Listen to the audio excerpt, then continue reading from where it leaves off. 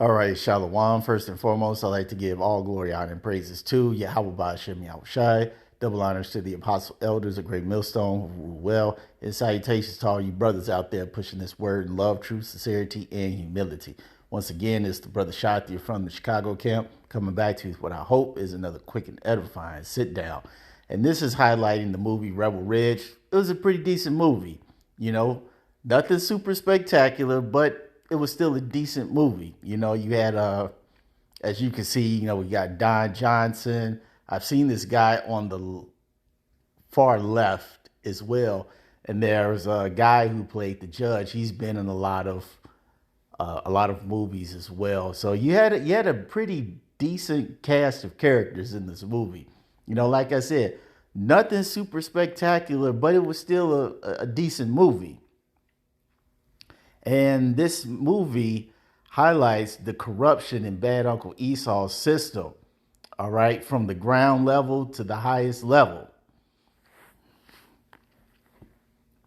Okay, because in this movie, everybody's in on it.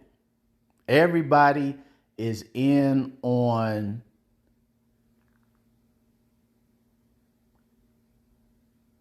furthering and promoting corruption because there was an incident that happened in this town, all right, and Don Johnson here, okay, he was responsible for it. It didn't go too well. So because of this incident and a few other things, okay, what they started doing was taking it upon themselves to basically strong arm, harass, and manipulate people that came through the town. And it just so happens that in doing this, if they find something of value, say money or watches or things of that nature, they would illegally appropriate it and use those funds to allocate them to whatever they needed to do for the police or the town or whatever the case may be.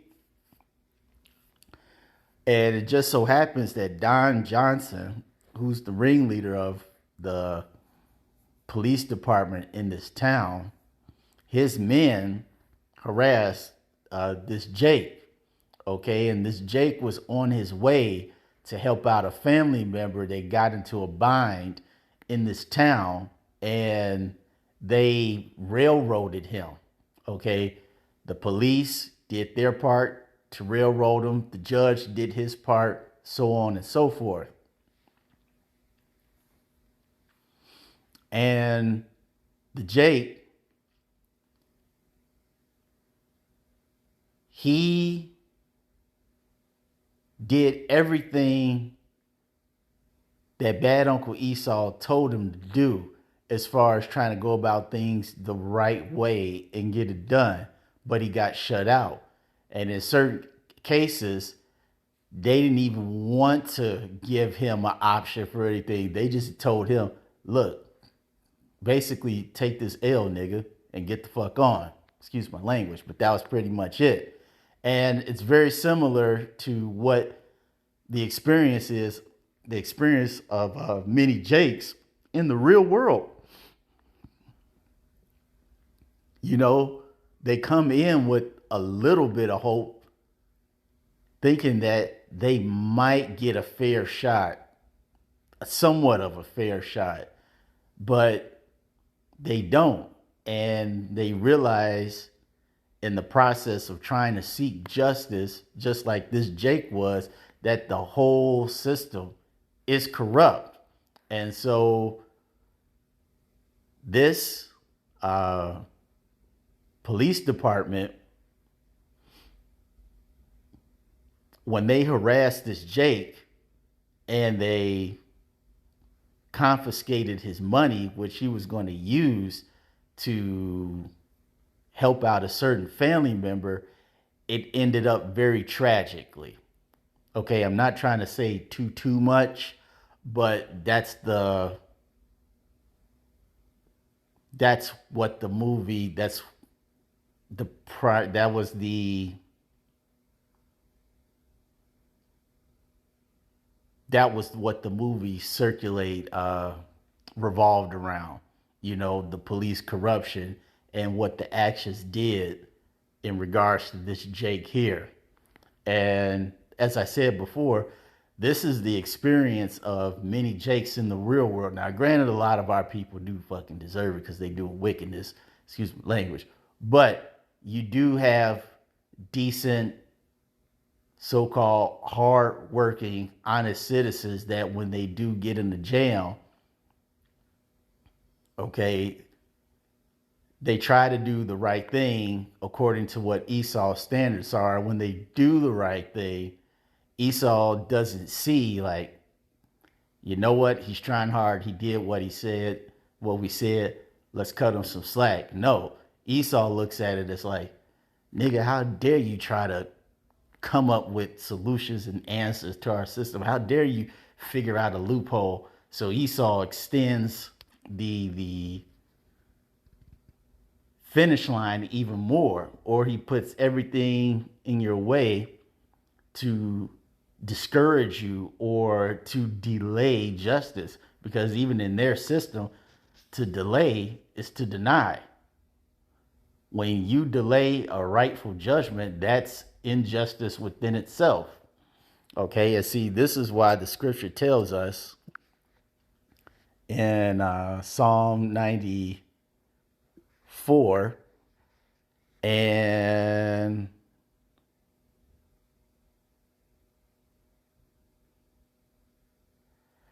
man, the whole song, a lot of Psalm 94 is pretty decent.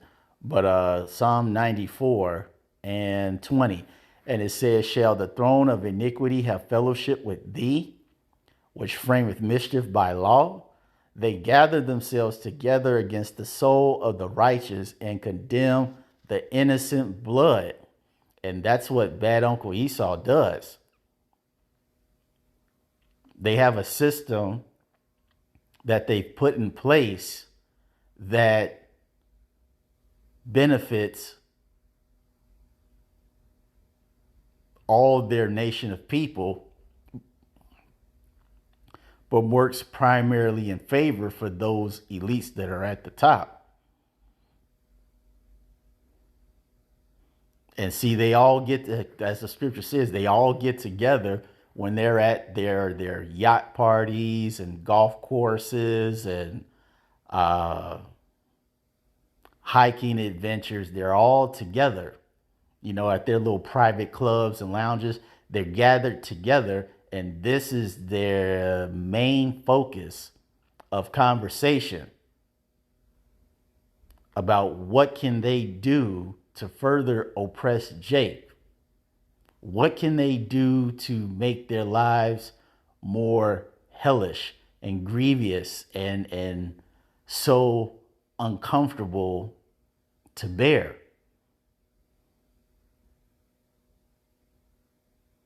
And this is why you have in Wisdom of Solomon, the 2nd chapter,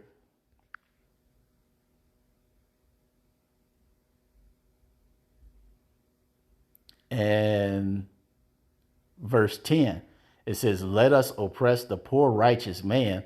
Let us not spare the widow, nor reverence the ancient gray hairs of the age. It says, let our strength be the law of justice, for that which is feeble is found to be nothing worth. And that was this guy's mentality. That was Don Johnson and all his people's mentality.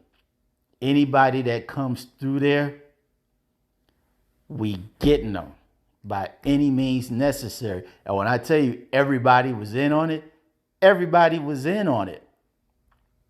Okay, you had many of the town folk, the good old boy crew. All right, they were real cool with the police and the sheriff. So if anything went down, the good old boy crew had their back. And then you had Don Johnson and his guys, Don Johnson and this guy right here, and there was another Edomite cop in there too. Okay, they were all in on it. You had Eve, was in on it to a certain degree. You know, she came to came into her right mind at the end, but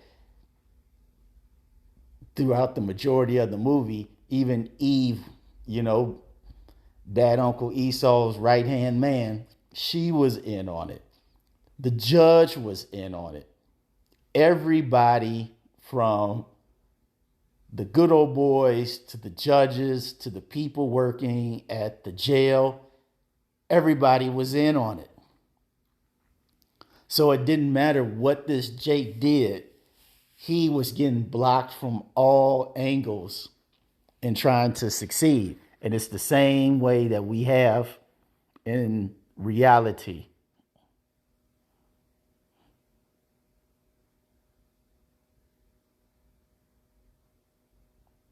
Illegal search and seizures. Okay? Stop and frisk. You look suspicious. All of these things contributed, and they even made mention of it in there. All these things contributed to the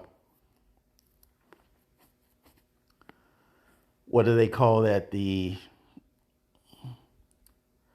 prison industrial complex pipeline, something like that, where they show you how people can go from average citizens or go from school to counseling to jail, or and then juvenile jail, then the prison. You know, they make mention of that in this movie, not in so many words, but when you observe the movie in its entirety and different aspects of it, they pretty much let you know we are helping the racket, we are helping the machine. Okay? And they needed everybody at each level for it to prosper. Okay? Very similar to us on the right hand side. You know, the scripture tells us that what's that?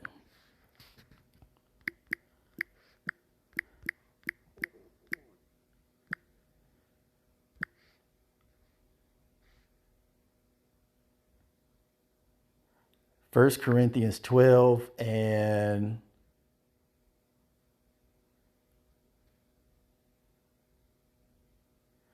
12.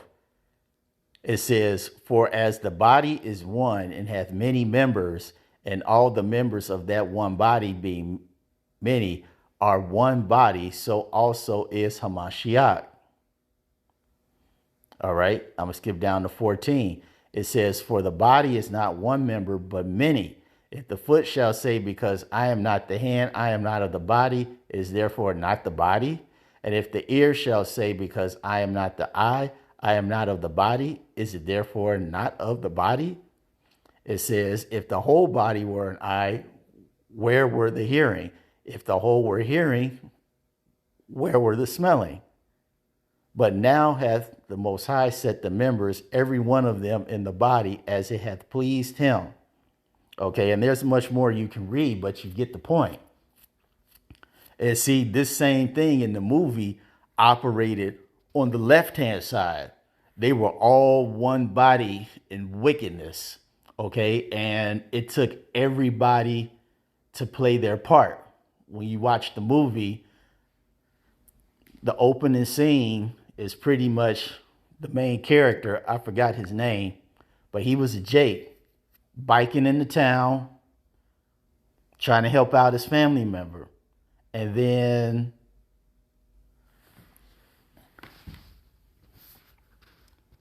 the police officer saw him, had absolutely no probable cause.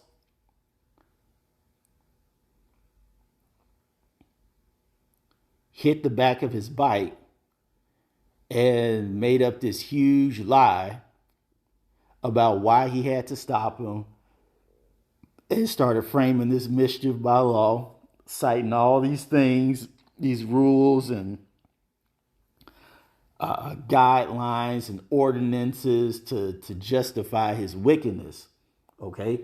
And so His partner, he was in on it. They weren't telling on each other. Then they went to the chief. And of course, the chief stuck up for him. He wasn't trying to hear anything that Jake said. The nigga woman was in on it. And when Jake started bucking up against the system, the good old boys came to the rescue. Like I said, they were all one body. All of them were in on it. And each of these people had their own specific part to play within this body of corruption.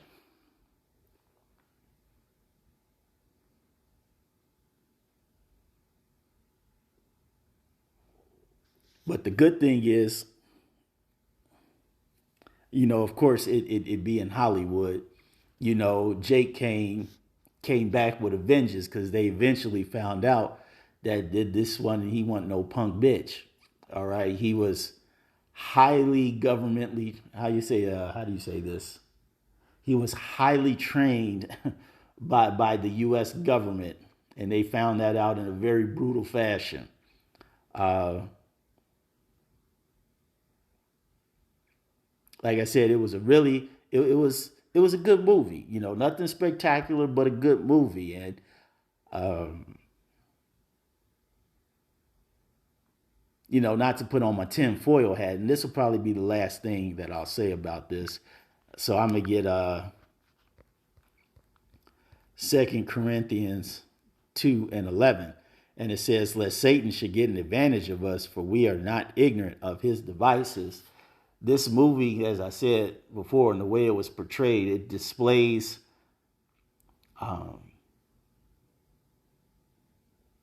an important topic, especially with what's going on in today's society with the corruption of bad Uncle Esau being exposed on every level, especially with the racial tensions or the racial undertones that are usually involved in a lot of these people getting railroaded. So,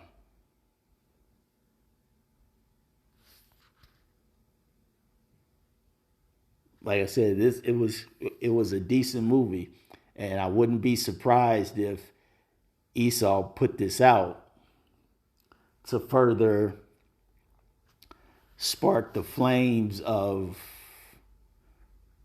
spark the flames of racial tension and divide amongst Jake and Esau and the general public against the so-called law enforcement. Because also in this movie, you had one of their own, this Edomite chick in the back. Okay, she was helping Jake out because she didn't like the way the town was running, and she came across some pretty condemning evidence. So you have that aspect where you have Esau, Egyptian versus Egyptian. Like I said,